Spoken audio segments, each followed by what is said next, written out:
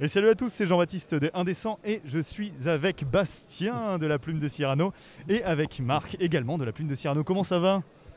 Bon écoute, ça va, on a Octogone, Ouais. on est bien, on revoit des gens, c'est parfait. En plus je vois que vous êtes armés, hein, vous avez une épée ici. Même pas. Les Ah. petits Lestel, Et ouais, la Falcata. voilà, avec elle le coupe petit pas, hein, TSL.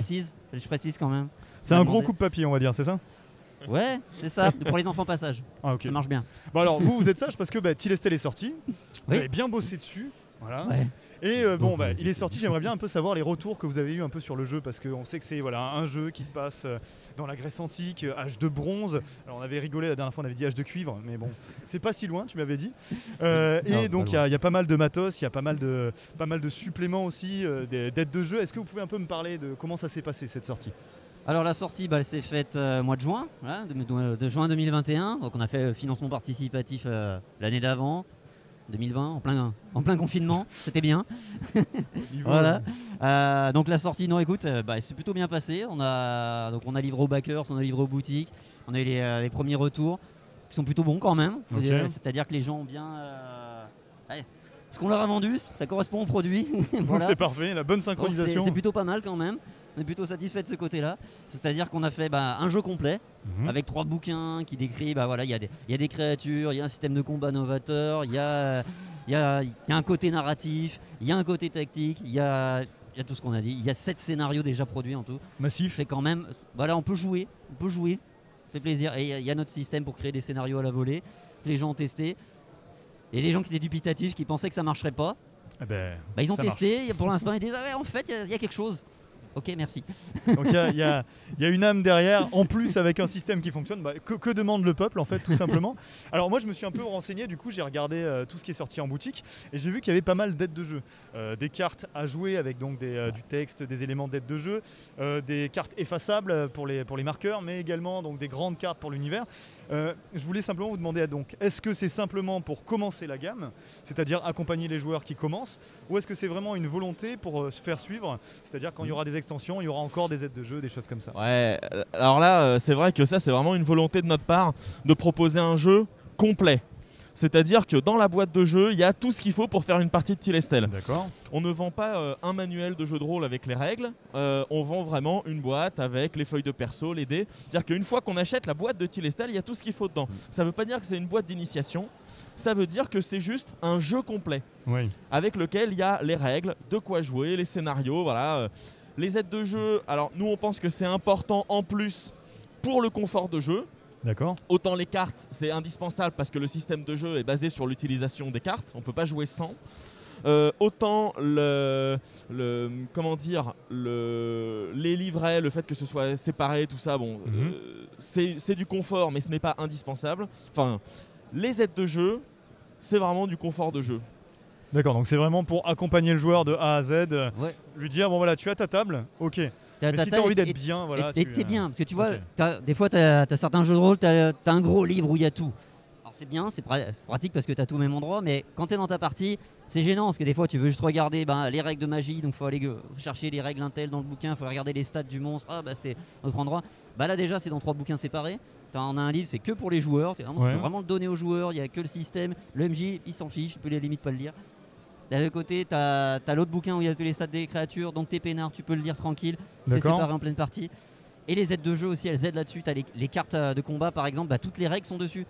C'est vraiment du standalone, t'as pas besoin d'aller chercher ailleurs. Et là tu gagnes en fluidité en partie. Est-ce qu'on peut Et dire c'est du ça coup qui que est c'est un important, t'as pas de jeu temps mort. clé en main en fait? Oui, on peut Voilà. le dire, on peut le Du dire. coup,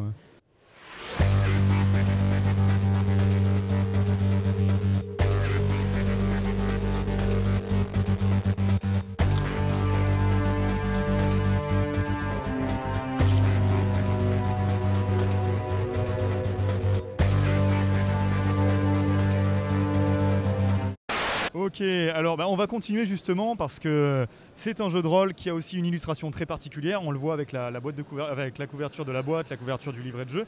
Et pour le coup, on a eu la chance parce que Maxime est là, qui a fait l'illustration de la couverture de la boîte de jeu.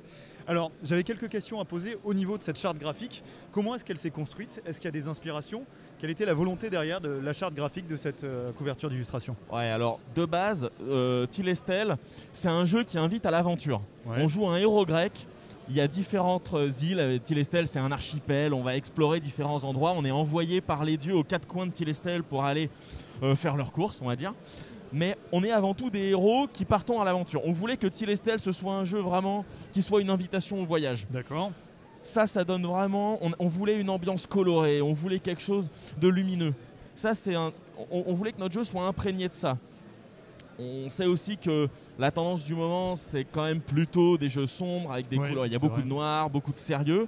Et nous, on voulait au contraire quelque chose de beaucoup plus joyeux, voilà, plus clair, coloré, voilà, tout vraiment, simplement ouais. en coloré avec tout ce que ça implique. On a passé beaucoup de temps sur des sites à chercher des illustrateurs dont on sentait qu'ils allaient être capables de manier quelque chose, la couleur, vraiment juste la couleur, pas uniquement la lumière. Ouais. Bon, on s'est tourné vers Maxime. On a eu raison. Voilà, ça a bien fonctionné. Alors dis-moi Maxime, comment toi est-ce que tu as construit ton travail sur la couverture par exemple?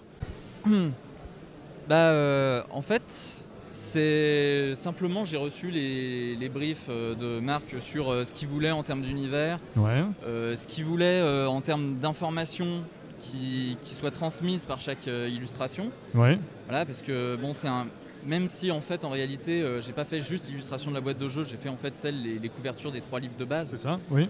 Plus de l'écran. Ça fait quand même un nombre limité d'images et fallait qu'elle soit impactante.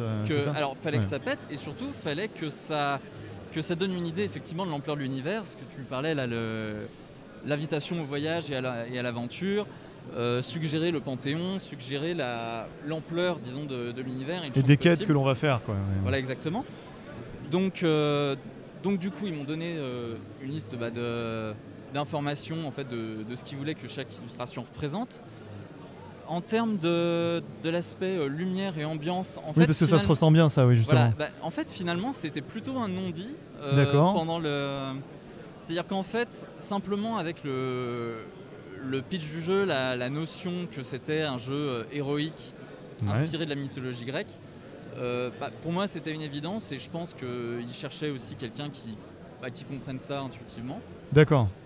Donc après en termes d'inspiration, disons qu'il y a quand même une longue tradition de représentation de ces types de mythologie en termes de peinture.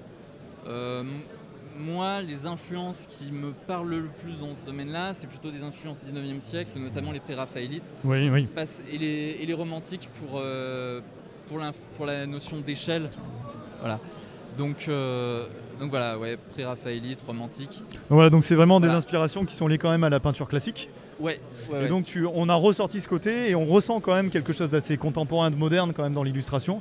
Donc tu as réussi quand même à faire le lien entre les deux.